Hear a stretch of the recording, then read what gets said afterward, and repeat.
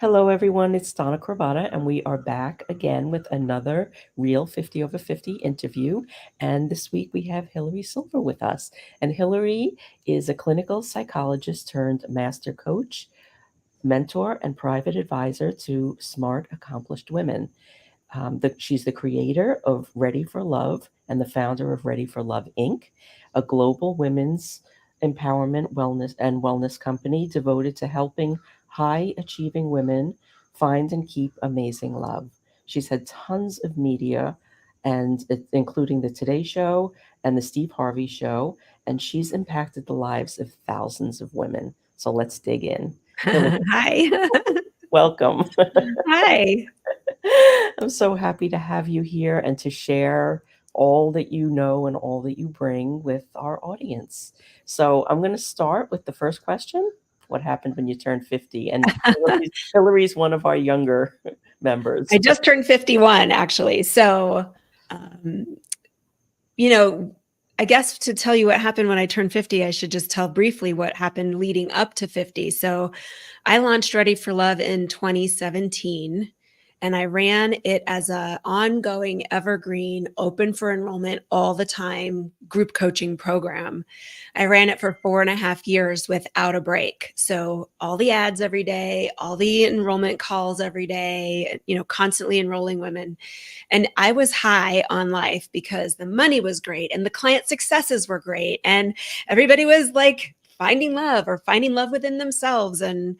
But because it was such a high, I didn't realize actually that I was kind of burning out. My burnout was masked from all the excitement and joy and adrenaline. And, so when I hit 50, it started to catch up with me. And I was just feeling a little tired mostly feeling tired of doing the same thing. I was feeling like I wanted to do something different. And also because the Ready for Love is mostly focused on a specific, we're very niche. So really working with women who are really successful in all areas of their lives except love I felt limited in the conversations that I could be having. I wanted to start talking about business and wealth and helping women achieve all the things they want. So when I hit 50, I decided to turn it off. I literally turned off a multi-million-dollar a year company. I just walked away. I took some serious lady balls, I think, to do that, but I shut it all down. And I gave myself permission to not make money if I didn't want to not try to get clients, not to do anything for 6 months. That didn't last for very long because I like to make money and I like to help people. And so, but what I did do was I went from operating at a group experience to go back to one-on-one or really small group. So I just took private clients and I ran a very intimate 8-woman year-long mastermind for entrepreneurs. And I just gave me a breather, gave myself time. And I think what came out of that was really more clarity around what I wanted to do next, because I just gave myself time to pause and no social media. I didn't post on social media at all, not once. I just it was great. It was really fun. It was really restorative. Yeah, it was good. But what I realized was I wanted to come back to it, but just in a different way. Yeah. Well, I think what happens after a while, you just get stuck in this spin and you have to step out of it and then decide, how do I want to be there? How do I want to show up? What am I here to say? Because you don't want to become part of the noise. And when you're in that spin, you just are drawn to be part of the noise. Yeah. I just got tired of feeling like I was having the same conversations, and I felt the itch to branch out. Yeah. I niched down specifically because in a group experience, you really want a homogenous group, because that way everybody's working towards the same thing. And what one woman is working on is relevant for the other women. Otherwise, it's boring for people, or it feels not valuable. But what that did was I felt like I had a corset on and I was really restricted in the conversations that I wanted to be having, which were bigger, broader, more massive, about all the things that women want in their lives. So I took the corset off and it's like I ran around naked for a while. And And then I came back to it, but in a different mindset, in a different way, and thinking bigger than I had been thinking before. That's amazing. Yeah. So after your 6 months, what's next? Well, I relaunched in March and I've been running Ready for Love again, but this time I came back to it more with a founder mentality than a coach mentality. So I've taken myself out of the coaching aspect of the program and I'm running it as the creator, the founder of the company.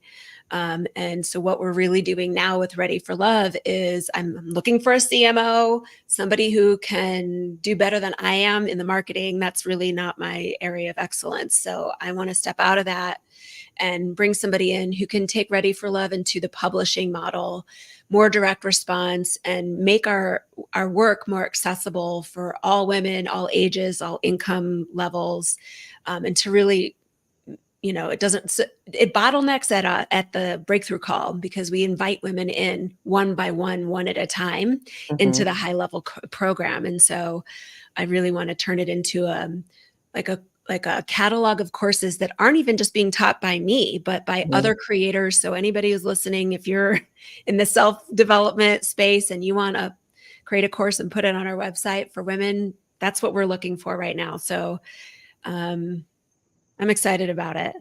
Yeah. That's amazing. There are a lot of women here that are doing that. That Yeah.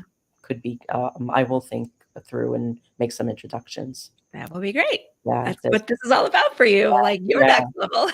yeah. There are a lot of women in this group, and so that's really amazing. And is there anything that happened that like what was a big moment for you where you decided like what was the thing that hit you like I have to do something else. This is bigger or this isn't enough or like I want to help this specific person. Like what was the like the thing that made you drove you to make these changes? Yeah. Well, it was building, and I remember starting to, um, before I turned it all off, I was starting to build other things, and then I was like, "Oh my God, this is too much. I can't do it all. So what am I going to do?" And I just decided to turn it off. And it's like you have to get real with yourself. Hmm. Like I don't know anybody who walks away from many millions a year. And I did because I wanted to be happy. To me, that was more important and to be doing what I'm meant to be doing. And I wanted to have new conversations. So the mastermind that I ran for a year, there's one woman still left because she came in a couple months after Hmm. the big group of them did, but they were all for entrepreneurs, and it was great being able to talk to them about their mindset and their making millions and charging more than they ever thought possible for what they are worth and what they are doing. And um, meanwhile, we're also looking at all areas of their life because when you're not fully divorced yet, it Yeah. holds you back from making all the money that you could make. Yeah. So it was a really rewarding experience. I loved my women. Oh, this was fun too. I had a 50th birthday party here in Denver, and 40 women from all around the country flew in, and I hosted a party for some of my clients. That was really, really fun. Um, but then to come back to it, I think that the realization was I miss making the impact at a bigger level. So as a therapist, I was one-on-one, and then I Mhm. did one to many, and then I went back to one-to-one, and Mhm. now I'm back to one to many. And I think, I like having the option to do both. Mhm. And it sounds like this is more of like the pulling together of all of the parts, Mhm. not just one aspect of your life. Yeah. And I actually think um my what I really want to be saying needs to be said on a broader scale even more. So when I was doing one-on-one stuff as a therapist for so long, what I loved about the group thing was that it allowed me to make more of an impact to more people all at once. Yeah. And now the next level of that is to really do books, do audiobooks, do podcasts, do whatever so that I'm not, we all need to be always going to our next level and to be Yeah. thinking bigger and I'm ready for that. I've been ready for that for a while. It's a bandwidth thing sometimes, you can only do so much. I hear you. I hear you. This whole thing blew up like quickly. I mean, it was just an idea less than a year ago, and we've already got 68 women up on the website, and It's amazing. it's, and we're just getting started. Uh, Yeah. but I've had to slow down too because I didn't want to create something that I couldn't support or wasn't well thought Yep. out. Yep. But there's lots coming here too. It sounds like we have very similar trajectories right now. Yep. Uh, Yep. so I'm going to just go back to a little something else here. So, how do women view relationships differently after 50? And this could be because it doesn't just need to be a love relationship or a Yeah. romantic relationship, but with themselves, with their Mhm. businesses, with their lives, with their relationship with money, any of these things. I mean, because it really is all the pieces, because until you pull them all together, there's always going to be a gap. Yeah. I mean, the work that we do, we put 2,000 women through our program in the last 5.5, 6 years.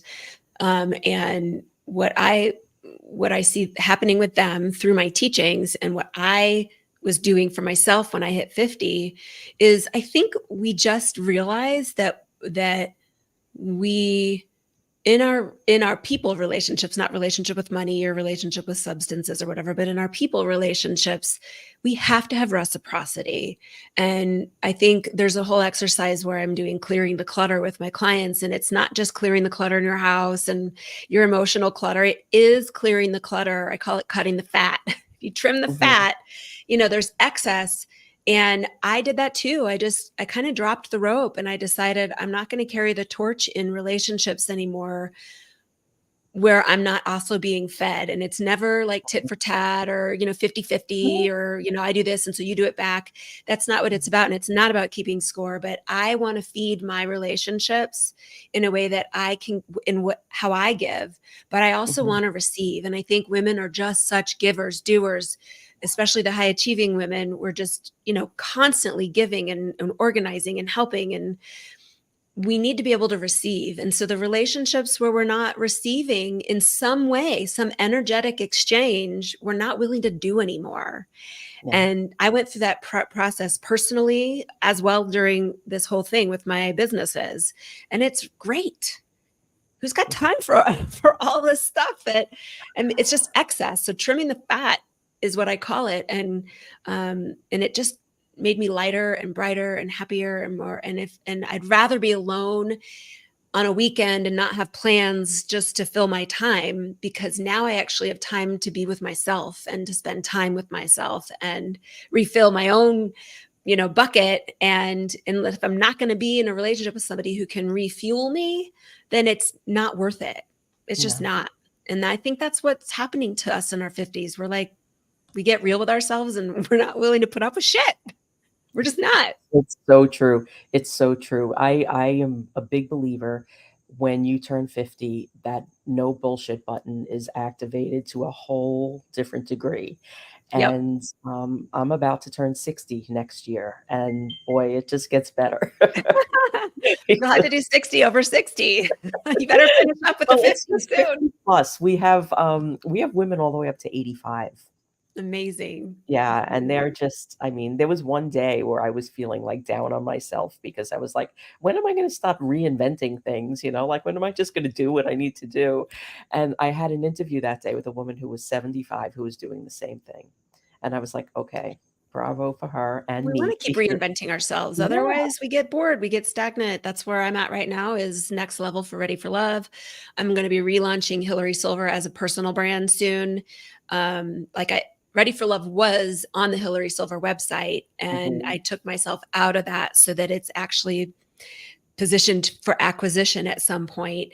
So Mhm. now I'll have this and and the Hilary Silver brand that'll be relaunching soon too. Like, we're never going to stop reinventing No, ourselves no, because we all seek growth and newness and to challenge ourselves. So I don't think you'll ever stop, Donna. I don't think so either. Yeah. I realized it that day. I don't think I'm ever gonna stop. And there's so many things that just could be better?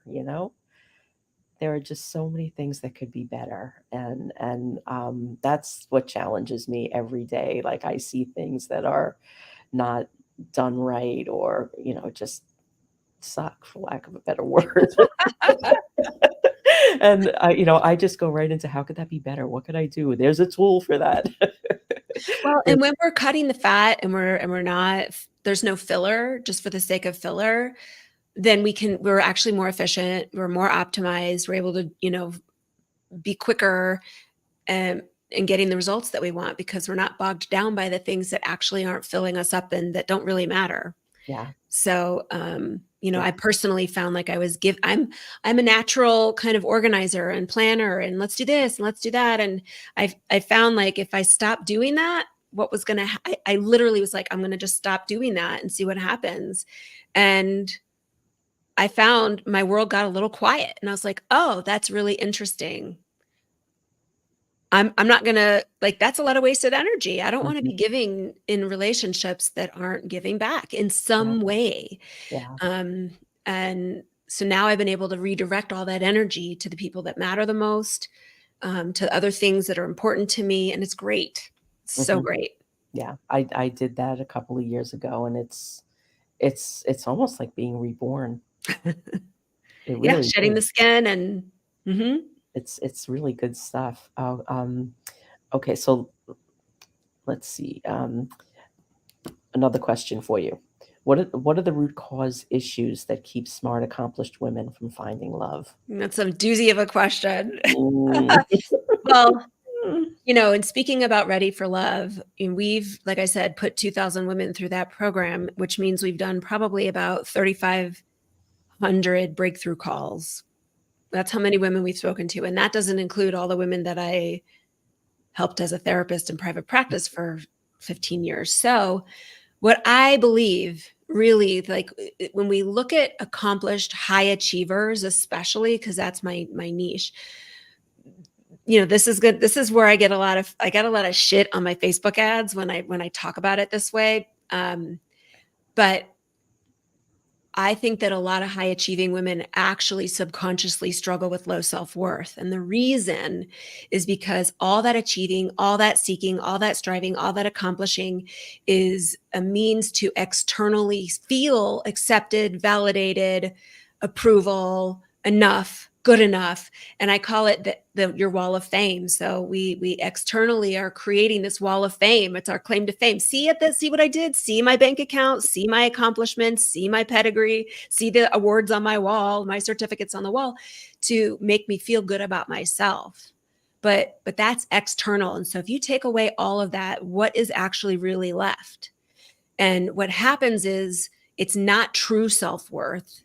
True self-worth is internal and does not come and go when the external circumstances or situations change, when a relationship ends. A lot of times the low self-worth manifests itself, it rears its ugly head in romantic relationships. So a woman who looks strong and powerful and she is in other realms of her life. But when she shows up with a romantic partner, she's diminished and uncertain and doubts herself and questions herself and doesn't trust herself and doesn't know what she's doing.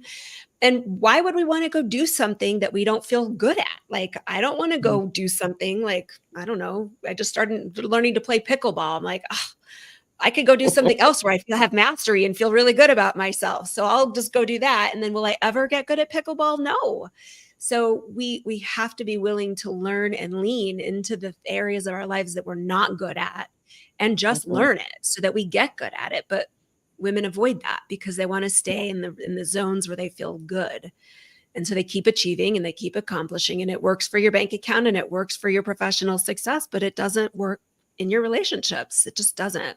So that's really what we end up ultimately helping women with is that deep, deep core issue. And from the low self-worth, all these other things emanate from that, which is, feeling unworthy and feeling anxious and feeling full of self-doubt. And then that creates behaviors that get in the way, like all kinds of things that we see women yeah, do when they're dating. yeah.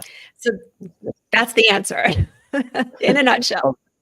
Well yeah, and it just proves once again that, you've got to do that inner work. There's nobody else that has those answers for you, and you've gotta go through it. Yep. I mean, 85% of our program is relationship with self. The Yeah. dating and the like the guy stuff is fun and easy and, but you Mm, got to do the other stuff first. It doesn't matter. So this is going in my book, but it doesn't really matter what you do every single day if you're not who you are, who you need to be when you're doing it.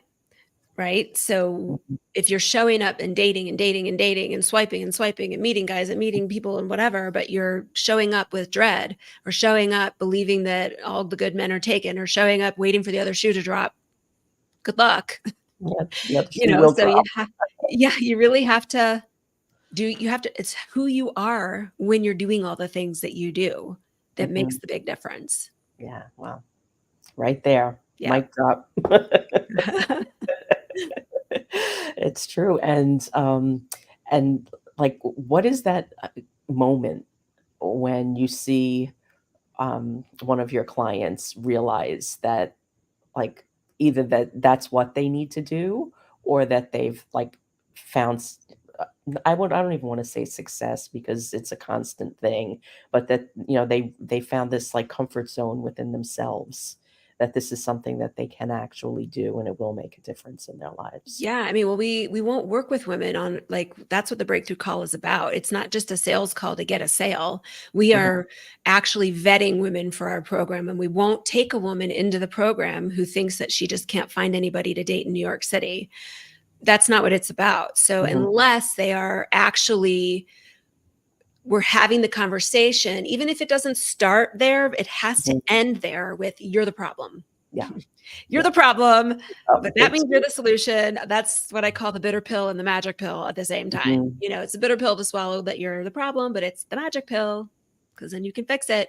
So unless we can have that kind of conversation with a woman, we're not inviting her in because we want to maintain a near perfect success rate, which we do because it's not about women are getting rings on their fingers. That's not the ultimate goal for us. The ultimate mhm. goal is are you taking responsibility for yourself and all that you've done and experienced and been through to get here? And that's what we're going to focus on. So if she doesn't recognize that the work is within her, then she's not a client for us. No, because Yeah. then yeah, it's just it's gonna be an uphill battle just to Well, get she to the would point of starting. we'd get haters and, Mhm, people would be mad at us and, mhm, we don't do that.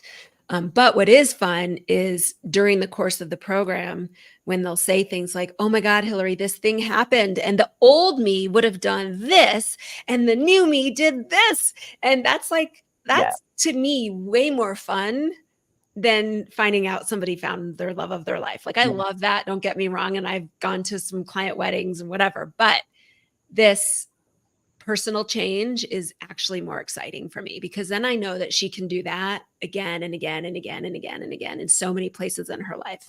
yeah, that's brilliant, that's Yeah. absolutely brilliant, and, that's the thing right there that changes everything because, you're prepared, you're ready, you know that you can face anything. Yep. So that success that at one point was, the accolades and the awards and the bank accounts is now anything is available to you. Anything's available to you. And and you really win no matter what happens externally when you are being who you need to be to feel happy within yourself and proud of yourself and that you're being as close to your ideal as possible. That's how you win no matter what. Mhm. It's very true.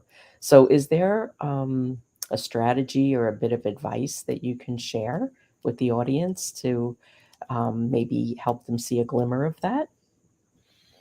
Well, yeah, I mean, the only thing I would say is if there's something that you're trying to achieve and you something that you want and it just continues to remain elusive, look no further than the mirror because it's always us. It is always us. There's no reason in the world that any one of us cannot have love or that any one of us cannot be the next millionaire.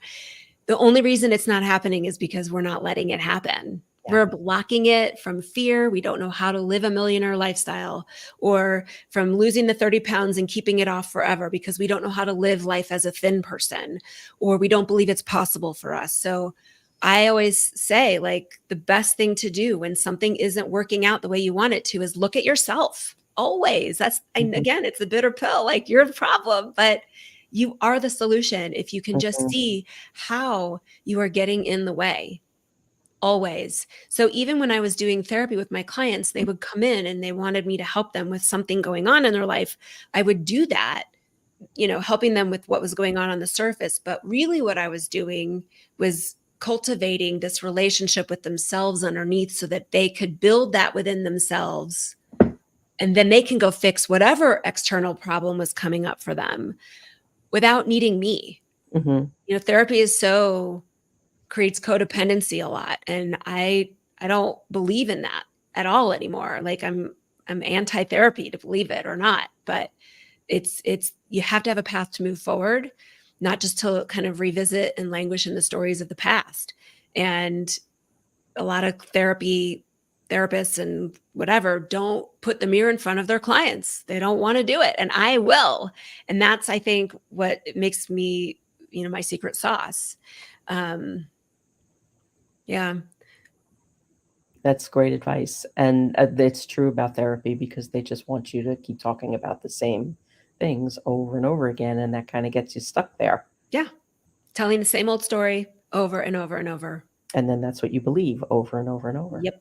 And that's what you create over and over. And so you never really bust through to the next level of what's possible. I never thought, when I was going to grad school or I was in my little therapy practice in the early days, that I would be running a multi-million dollar empowerment company for women.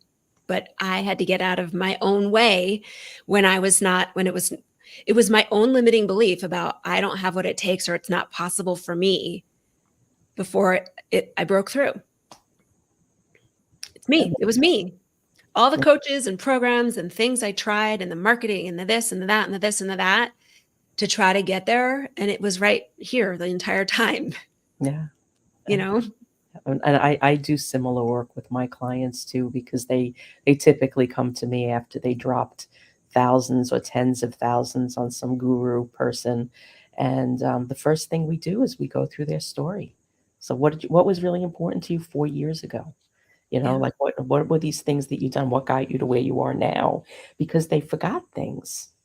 They forgot big chunks of life that they lived, and it's like, not to rehash things, but to accept all the things that you've accomplished because we're all always striving for what's next, but we forget to look back at Mhm. what got us where we are, Yeah. and that's the story that people are gonna engage with because it's a much harder sell to get them to go where you're going, but you can get them to hop on board with what you've already done, and then they will hop on board and go with you where you're going. So, like, that's the first thing that I do with them because they forgot. And like when I turn around their story and tell it to them, tell them my version of their story, they do one of two things: they leave and never come back, or they cry. Yeah. Yeah, the ones that leave and never come, I mean, like, you can't be afraid of that. Like, I'm No. not afraid. On the breakthrough calls that we do, if I'm honest with somebody and they resist it, then they're not for me, and that's Mhm. totally fine. They can go find somebody who will, be a better fit. Yeah. Good luck, but Yeah. good luck with that. But hey, they're not ready. That's Yeah. fine. Yeah, and that's true. Earlier in my business, I would work with people and they wouldn't do the work, and then I would see them 2 years later doing everything that I told them to do, and they'd have success. Yeah. But it was like a 2-year window, and then I had to adjust my own expectations in the way I did work and found clients to find people that were further along because I was working with people that weren't ready. But it's Yeah. all just a process, It it's a is. process Well, of and being really clear in your own messaging now, who you work with, yeah. so I'd said earlier on, we get a lot of shit from some of our Facebook ads. There are some real haters out there, and I know I'm triggering people, Mhm. but the people who get it are the right ones for me, and the ones who are triggered and resist it are just not ready. Yeah, they're not And ready. that's okay. I'm not afraid to ruffle feathers. No, no, and I mean, like, what you're saying is just all so very true. We accumulate a lot of junk in our life, and we keep it, and we carry it around, and we need to stop doing that because you're not gonna have the success that you want in any aspect. of your life or your business or anything until you let go of the things that you don't need Yeah. and keep the ones that you do and nurture those. Yeah. And yeah, it's incredible. I did a similar thing. I took almost a year off and redesigned my business because I wasn't happy with where it was, and I knew if I tried to do everything at once, it would only get worse. Yep. So it's such good advice. And getting help, Yeah. like yesterday, Yes. Donna, for you. You needed Yeah, help no, I'm getting yesterday. help. I'm getting help. It's in process. Yeah. It's in process, but it's amazing. It's amazing information, and I don't think people could hear it enough that everything is here. Yep. Nobody's got your Which is the answer. best thing ever, right? It's Best thing so ever. the right women hear my message and they feel optimistic and hopeful and, excited about things. And I bet a bit relieved too. Yeah. Yeah. I mean, there's a lot of grief too about how they've been like, what they've been putting up with and tolerating and allowing and creating, but at the same time, it's like, but now I'm excited because I can stop doing that, or I can start doing this instead, and, you know Well, they're experiencing that grief while they're living it. Now there's a solution, Yeah. Yeah. Now there's a way out, Yeah. and the way out is through you. I mean, you've got to do the work. Yeah. And I really think that it's something that becomes much more clear as you get older, Mhm. For sure. We and we that's won't even work with women who are not in their 40s and are ready for love program. Occasionally, we'll take, like, 38, 39, yeah, but they're usually not mature enough yeah, to really fully own it, yeah, and our women who are 50 and up really show up the most coachable and ready because we understand that, and it doesn't feel shameful, to own it. It feels, like, empowering instead. yeah, yeah. And I I really think that once you hit a certain age, you let go of that false, whatever you want to call it, but that you're not allowed to be happy. Hmm. So you're ready. You're willing to do the work to be happy. Yeah. It's amazing. Oh, I love what you're saying. So we are at 30 minutes. Are there any final words or inspirations or anything you'd like to leave everyone with? No, I think I We've said a lot. I said enough. Leave it to me we've to speak my mind. Yes, but well, it's so good to see you. we've had people chiming in, loving what you're saying, and if you are listening on the replay, please put comments in here and tag us. We will come back and we will respond, and be sure to go to, um, visit Hillary at, readyforloveinc.com, and keep an eye out on hillarysilver.com because she's going to have more coming there soon, and engage with her. Let's see, okay, we've got one more comment here. Okay, Lee is saying thank you for a great show. And please connect, watch this, share this with your friends that need to hear this. But Hillary's got the answers and she's got a lot more coming. And I'm really excited to see where this goes and where this grows. Well, thanks, and same with your 50 over 50. It's Yeah. it's a big thing that's becomes like snowballing, so I'm excited to see what happens with you. Yeah, keep connected because I'm going to be sharing some new stuff soon. As soon as I get a little help. Bye, everybody. Bye. Thank you.